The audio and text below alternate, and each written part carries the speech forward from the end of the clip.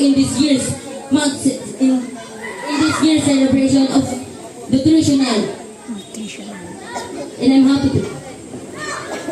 Representing grade 6 Ilang Ilang.